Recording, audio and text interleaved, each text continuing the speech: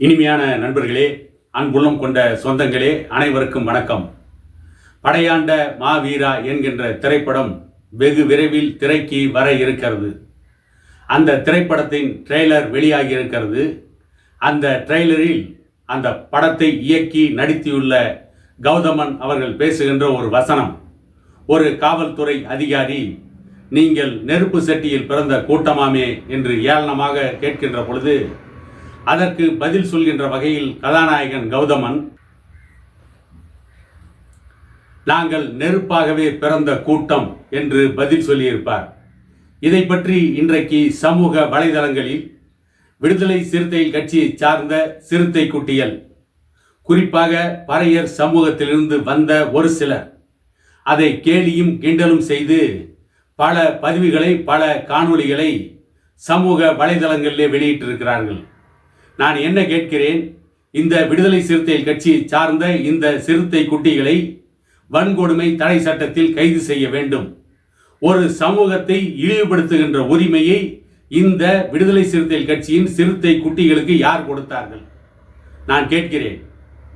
பறையர் சமூகத்தை சார்ந்த யாரையாவது, யாரேனும் ஒருவர் வேறு சமூகத்தை சார்ந்தவர் தவறாக, தாறுமாறாக அவர்களை இழிவுபடுத்துகின்ற வகையில் பேசிவிட்டால் அவர்கள் மீது உடனடியாக பாய்கின்ற வன்கொடுமை தடை சட்டம் இந்த நாகரீகம் இல்லாமல் அநாகரீகமாக நடந்து கொள்கின்ற இந்த சிறுத்தை குட்டிகளின் மீது ஏன் பாயவில்லை? வன்னியர் சமூகத்தை பற்றி நாங்கள் பெருமையாக பேசிக்கொள்கிறோம். நாங்கள் வன்னியர் சமூகத்தை சார்ந்தவர்கள் என்று சொல்லிக் கொள்கிறோம்.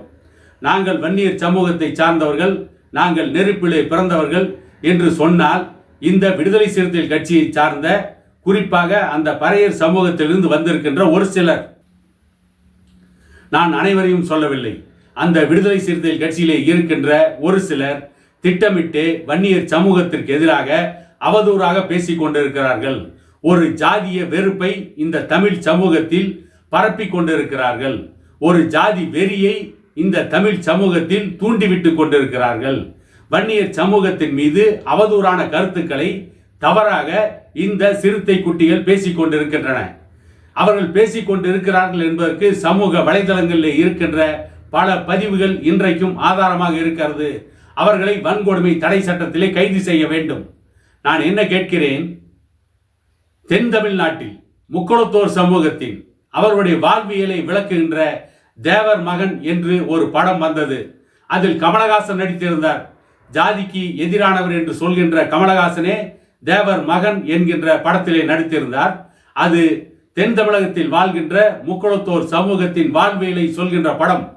அவர்களுடைய வாழ்வியலை சொல்வதற்கு, அவர்களுடைய வாழ்க்கை முறையை பற்றி வெளிப்படுத்துவதற்கு அவர்களுக்கு உரிமை இருக்கிறது. அவர்கள் சொன்னார்கள், விருப்பப்பட்டால் நான் அந்த திரைப்படத்தை பார்க்கலாம், விருப்பம் இல்லை என்றால் அந்த திரைப்படத்தை பார்க்காமல் நான் கடந்து செல்லலாம், அவ்வளவுதான் நான் செய்ய வேண்டியது. அதை போல சின்ன கவுண்டர் என்கின்ற ஒரு படம், நாட்டாமை என்கின்ற ஒரு படம் கொங்கு நாட்டு மக்களின் வாழ்வியலை வெளிப்படுத்தியது. அந்த மக்களின் வாழ்வியலை பேசியது. அது அவர்களுடைய உரிமை, அவர்கள் பேசி இருக்கிறார்கள். நான் விருப்பப்பட்டால் அந்த திரைப்படத்தை பார்க்கலாம், விருப்பமில்லை என்றால் அந்த திரைப்படத்தை பார்க்காமல் கடந்து செல்லலாம்.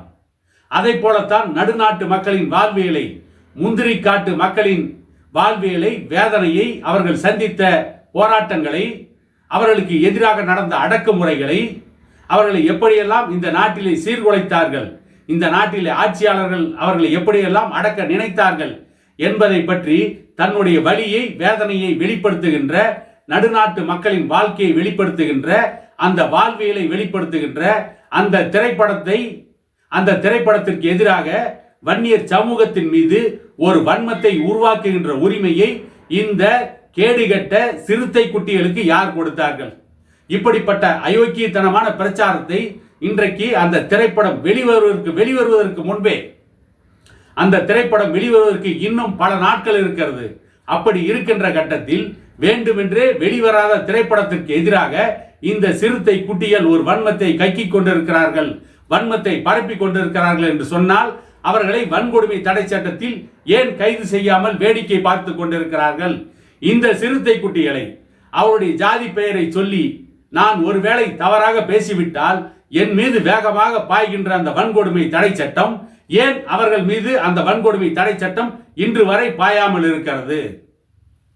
மாமியார் உடைத்தால் மண் சட்டி, மருமகள் உடைத்தால் பொன் சட்டியா என்ற கேள்வி இன்றைக்கு எழுகிறது. இப்படி அவதூறு செய்திகளை, ஜாதி வெறியை தமிழ்நாட்டிலே பரப்பிக் கொண்டிருக்கின்ற விடுதலை சிறுத்தைகளை சார்ந்த அந்த சிறுத்தை குட்டிகளை உடனடியாக வன்கொடுமை தடை சட்டத்திலே கைது செய்ய வேண்டும் என கேட்டுக்கொண்டு இன்னொரு காணொளியில் உங்களை சந்திக்கும் வரை உங்களிடமிருந்து விடைபெறுவது உங்கள் எடப்பாடி துரைசாமி.